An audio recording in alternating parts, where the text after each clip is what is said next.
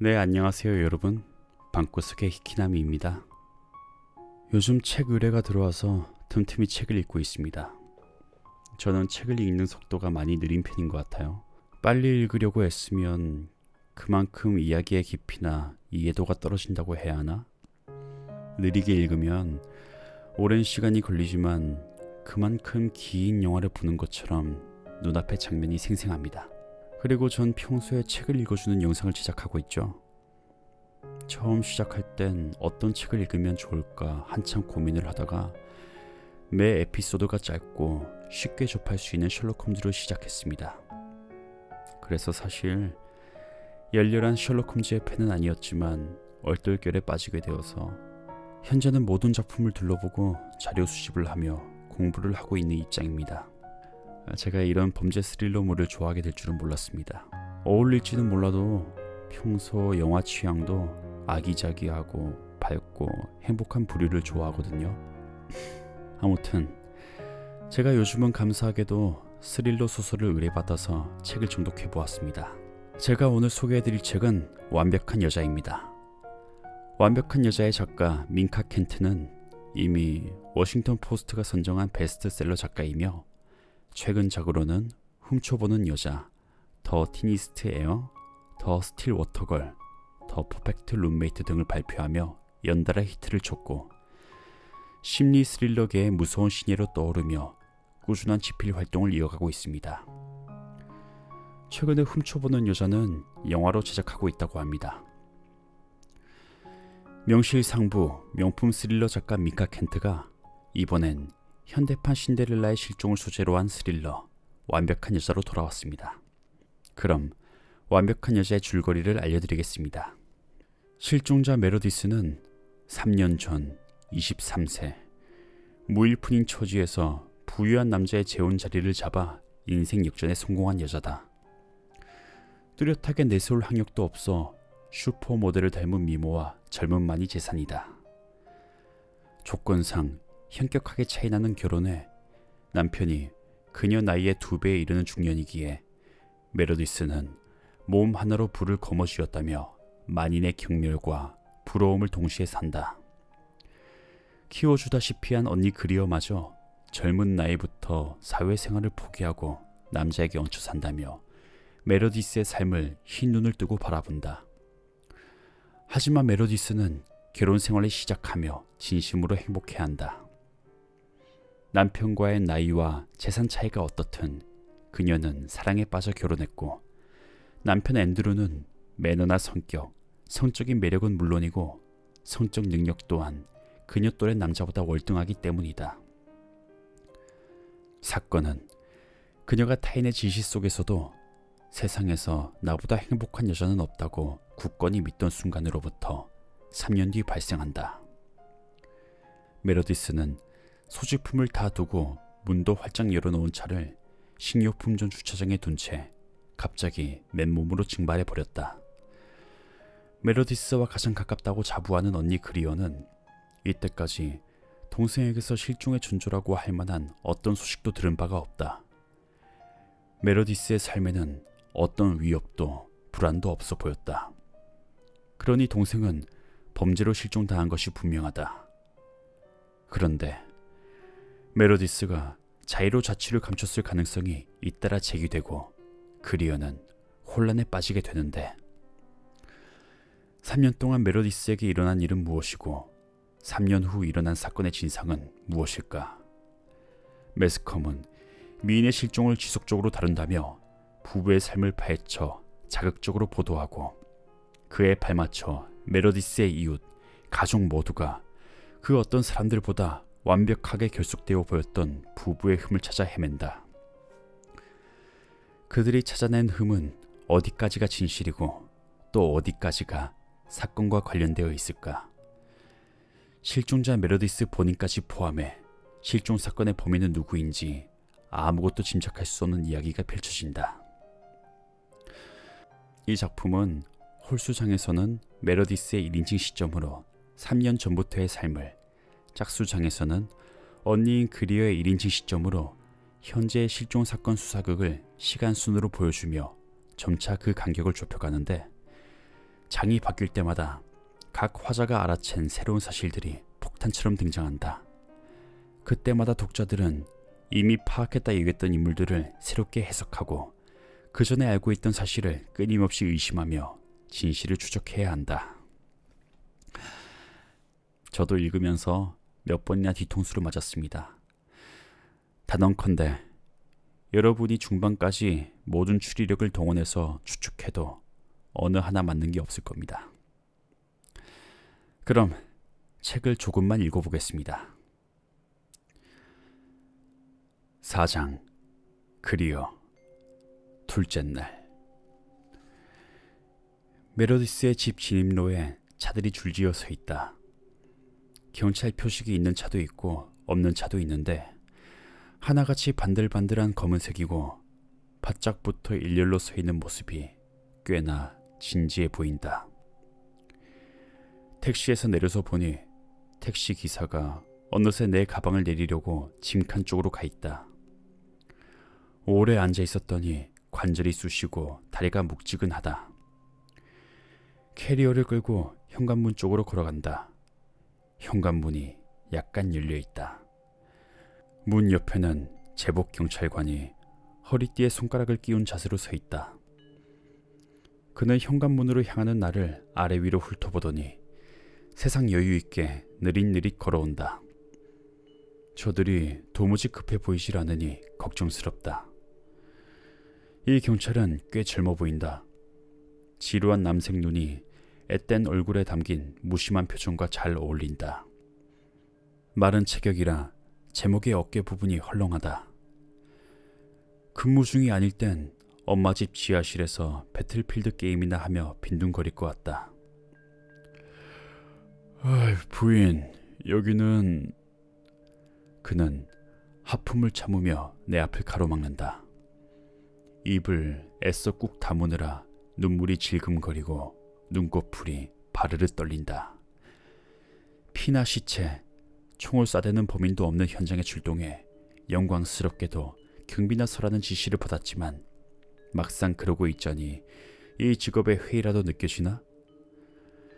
난 어깨를 펴고 턱에 힘을 주며 말한다. 그리어 앰브로즈예요. 메로디스의 언니요. 그는 더 주절되지 않고 뒤로 물러나 주방 쪽을 가리킨다. 난 처음에 목소리들이 들리는 곳으로 걸어간다. 주방 문간에 서자 앤드루가 나를 돌아본다. 잠시 그대로 눈이 마주쳤는데 거의 맞붙어 싸우는 듯 불꽃이 튄다. 그는 회색 바지에 짙은 남색 캐시미어 스웨터 차림이다. 평소에 3피스 정장을 주로 입는 사람이라 이례적으로 느껴진다. 아침에 일어나 평소처럼 샤워를 하고 시간과 공을 들여 외모를 꾸민 것 같아서 더 그렇다.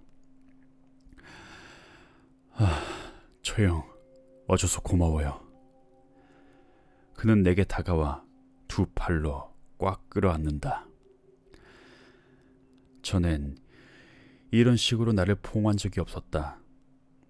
메로디스 앞에서 보여주기 용으로라도 한 적이 없는 행동이다. 그는 뒤로 물러서며 두 손으로 어깨를 잡는다. 손길이 기분 나쁘다. 그가 내 몸에 손대는 게 싫다. 내 동생이 실종됐다고 해서 그가 거만한 이기주의자란 사실마저 잊진 않았다. 그는 내 동생을 미천한 신분에서 끌어올려 이 작고 무기력한 스키 리조트 마당에서 가장 빛나는 트로피 와이프로 삼았다. 난 어깨를 짓누르는 거슬리는 손길을 애써 무시하며 묻는다.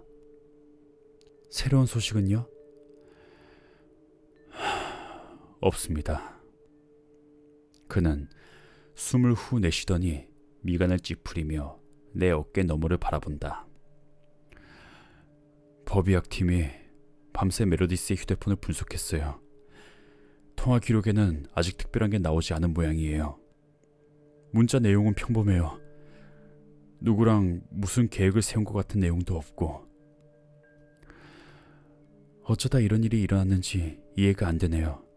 둘이 싸웠어요? 메로디스가 가출했을 가능성은요? 절대 없습니다. 그는 눈썹을 치켜 올린다. 방어적인 자세를 취하는 건가? 그저 평범한 날이었어요. 아내에게 입을 맞추고 출근을 했는데. 그는 정적 속으로 말끝을 흐린다. 울컥하고 목이 메인 건가? 어떻게 된 일인지 말해봐요. 소속들이 알아야겠어요. 난 손으로 한쪽 허리 밑을 짚으며 숨을 내쉰다. 그는 잠시 후 내 눈을 마주보며 입을 연다. 말했다시피 메로디스는 어제 식료품점에 갔는데 그 후로 아무도 그 사람을 보지 못했답니다. 누구와 싸운 흔적도 없고 우리 사이에 불화도 없었어요. 이 지역 병원과 구치소, 쉼터마다 연락해서 다 확인해봤어요. 전부 다요. 메로디스의 인상착의와 일치하는 여자는 본 사람이 아무도 없답니다. 메로디스가 타고 나간 차는요? 어떤 흔적이라도. 강도당한 흔적은 없습니다. 전혀요. 휴대폰과 핸드백이 조수석에 놓여 있었고 자동차 열쇠도 점화 스위치에 꽂혀 있었어요. 누구한테 잡혀간 거라면 아는 사람일 가능성이 높겠네요. 그는 손바닥을 펼쳐 보이며 어깨를 으쓱한다. 알 수가 없어요. 어디 붙잡혀 있을 수도 있겠죠. 모르겠습니다. 아는 게 하나도 없어요. 제부는 낯선 이들로 가득한 주방을 빙 둘러본다. 그들은 과시욕 넘치는 주방장의 주방 같은 이 공간에서 그저 멍하니 서 있을 뿐이다. 앤드루가 그중 한 명을 손으로 가리킨다. 저 사람이 맥코맥 형사입니다. 헛기침을 하며 어깨를 움츠리는 앤드루의 얼굴에 신경 쓰인다는 기색이 여려있다. 그는 맥코맥 형사라는 남자를 향해 고개를 끄덕이며 눈을 가늘게 뜬다. 이번 사건 수사를 지휘하고 있어요. 눈에 띄는 젓갈색 머리카락, 움푹 들어간 턱, 떡 벌어진 어깨를 가진 그 남자는 스티로폼 컵에 담긴 커피를 조금씩 마시고 있었다. 한눈에 봐도 지나치게 젊다. 실종 사건 수사를 지휘하기엔 업무 경험이 별로 없어 보인다. 예쁘장하고 매끈한 데다 활기차기까지 하니 이 공간에 도무지 어울리지 않는다. 눈 밑에 다크서클도 없고 피부도 누리끼리하지 않다. 저녁마다 6개들이 쿠어스 라이트 맥주를 마시며 낮 동안 쌓인 피로를 푸는 베테랑 형사는 아닌 것 같다. 저 사람이 지금까지 실종 사건을 몇 번이나 해결했어요? 뭐라고요? 앤드루는 내 질문에 기분이 상한 것 같다. 저기 서서 커피만 마시고 있잖아요. 왜 밖으로 나가서 이리저리 묻고 다니지 않아요? 어제 종일 대면 조사를 했어요. 단서가 추가로 나오지 않는 한 지금은 할 수 있는 일이 별로 없을 겁니다. 앤드루는 목소리를 사분 낮춘다. 그는 내가 이번 사건을 맡은 저 푹 잘 자고 잘 쉬며 사는 듯한 맥코맥 형사에 대해 티를 뜯는 것이 마치 자신의 체면을 깎는 짓이라도 되는 양 굴고 있다. 안 됐지만 난 남들이 뭐라고 하든 개의치 않는다. 난 턱에 힘을 주며 말한다. 형사라면 나가서 어떻게든 단서를 찾아야죠. 단서가 제 발로 굴러 들어올 리도 없는데 입 벌리고 있으면 저절로 입으로 떨어지냔 말이에요. 젠장, 저 사람이 해야 할 일이잖아요. 진정해요. 내 입에서 무슨 험한 말이 나올지 몰라 난 애써 입을 오므린다. 제부는 경찰들이 저렇게 전화벨이 울리기만 기다리는 것처럼 저렇게 멍하니 서 있는 게 신경 쓰이지도 않아요? 과잉 반응인 건 알지만 적어도 지금보단 좀 더 부산하게 움직이는 분위기를 기대했다. 동생을 찾는 일을, 그런 일을 맡은 이들한테 도무지 열정이 보이질 않으니 점점 더 불안해진다. 앤드루가 벼랑간 내 팔꿈치를 슬쩍 잡고 주방 밖 빈 복도로 끌고 나간다. 빈둥거리기만 하는 경찰들 사이에서 내 시선을 떼어낸 것이다.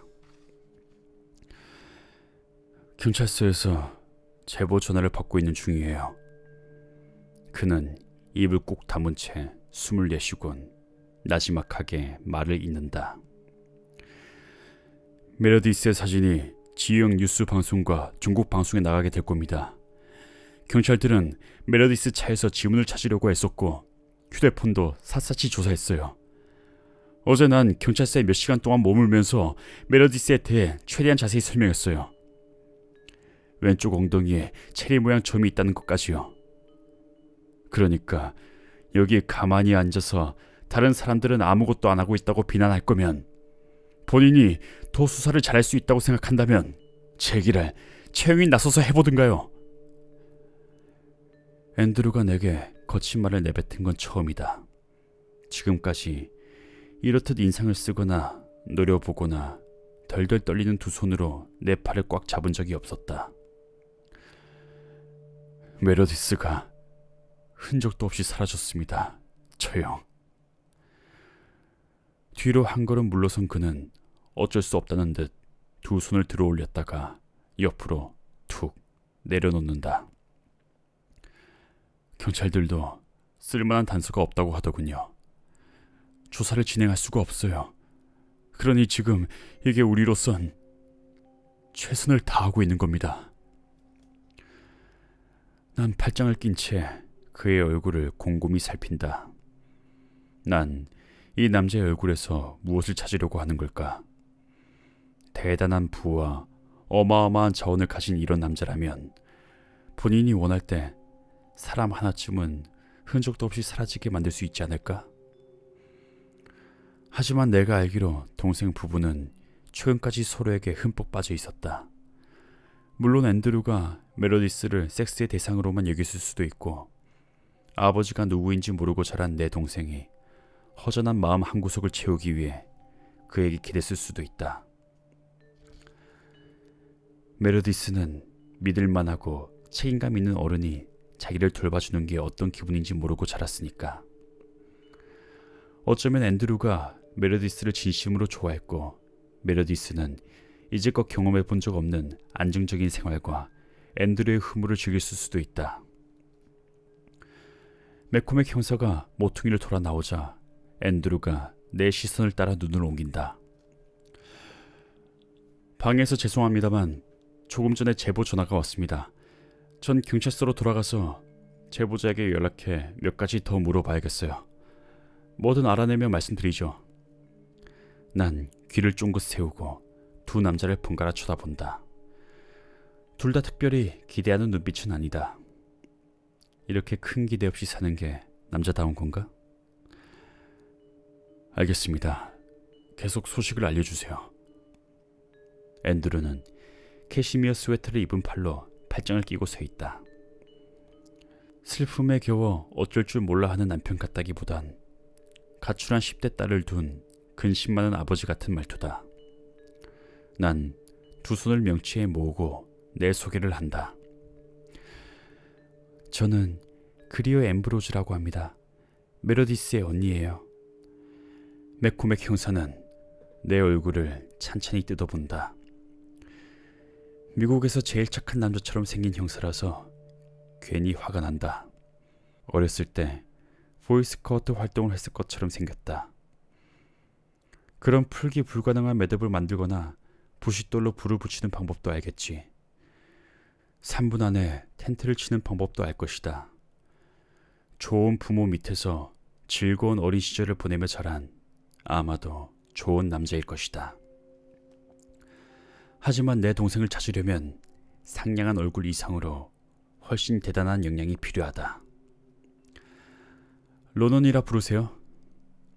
형사가 눈썹을 올려뜨며 말한다. 자기를 이름으로 부르라는 게 앞으로 친하게 지내보자는 뜻인지 아니면 누구한테나 하는 소리인지 모르겠다. 저 잠시 시간 좀 내주시겠습니까? 이런 애송이 같은 형사가 아니라 백발에 무성한 콧수염을 기른 좀 더 나이 지긋한 형사면 얼마나 좋을까. 남들이 뭐라고 하건 아랑곳하지 않는 태도에 케빈 2세는 그동안 해결한 사건 파일이 넘쳐나고 벽엔 상패가 잔뜩 진열되어 있으면 희망이 생길 것도 같은데, 하지만 이 형사는 대학을 졸업하자마자 곧장 이 직업에 안착해 쭉 머무른 그저 그런 경찰로 보인다. 인생의 비극 따윈 알지도 못할 것이다. 세상 무엇보다 사랑하던 사람을 잃어본 적도 없을 것이다. 로넌을 따라 문 밖으로 나간다. 2층 높이의 포르티코 아래로 가서는데 우리의 발소리와 느릿하고 짜증 섞인 날숨 소리가 크게 울리는 듯했다. 시간 되시면 DNA 채취를 위해 경찰서를 방문해 주세요. 기준 시료로 삼을 가족 DNA 샘플이 필요합니다. 표준 절차예요. 머리가 지끈거린다. 아, 예. 시체를 찾을 경우에 대비하나 보네요.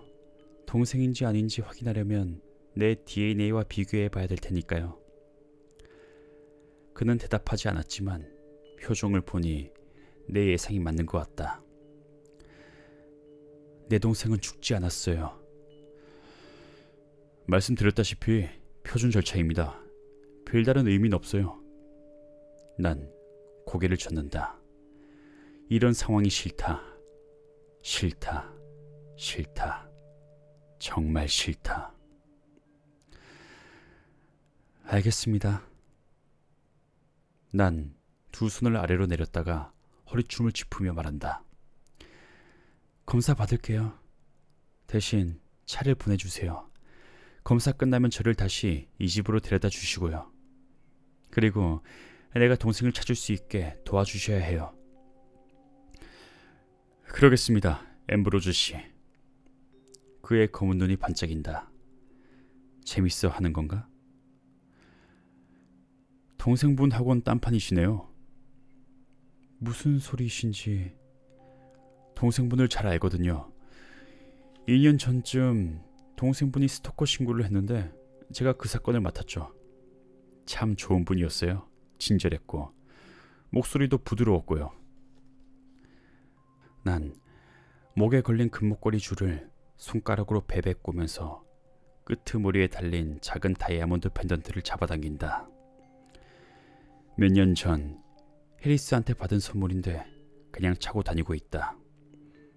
해리스는 학생회관 복사센터에서 한 달 동안 아르바이트해 번 돈으로 우리가 사귄 지 1년 되던 날에 이 목걸이를 사주었다.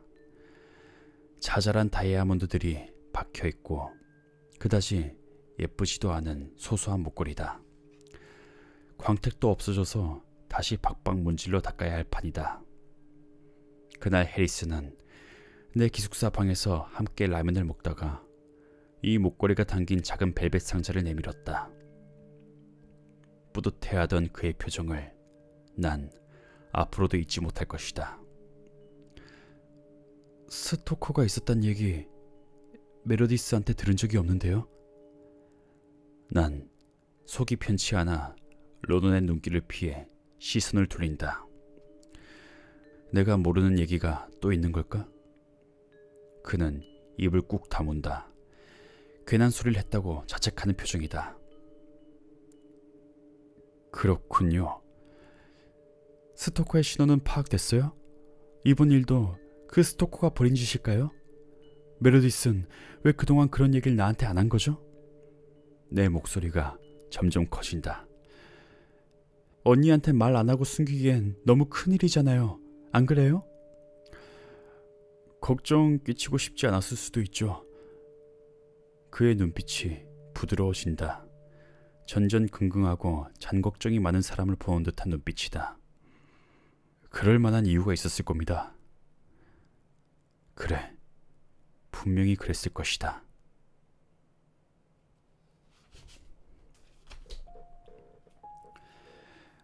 네, 책은 여기까지 읽겠습니다. 책을 읽는 처음부터 집중력과 몰입도가 엄청났습니다. 오랜만에 책을 손에서 놓기 싫을 만큼 시간 가는 줄도 모르고 읽었던 기억이 납니다.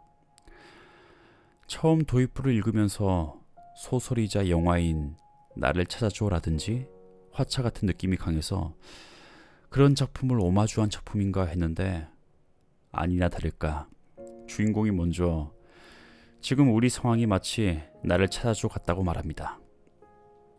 특히 마음에 들었던 부분은 장이 번갈아 가면서 각각 동생 메로디스와 언니 그리어의 시점으로 전개가 되는데 동생은 36개월 전, 33개월 전, 31개월 전 순으로 진행되고 언니 시점은 첫째 날, 둘째 날 순으로 진행됩니다.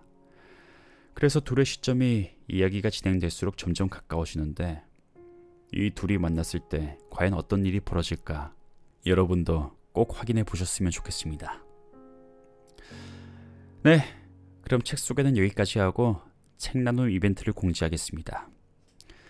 제 채널을 구독하시고 지금 영상에 댓글을 달아주시면 총 3분께 완벽한 여자 각각 한 권씩 보내드리겠습니다. 그럼 들어줘서 고맙고요. 모두 잘 자요.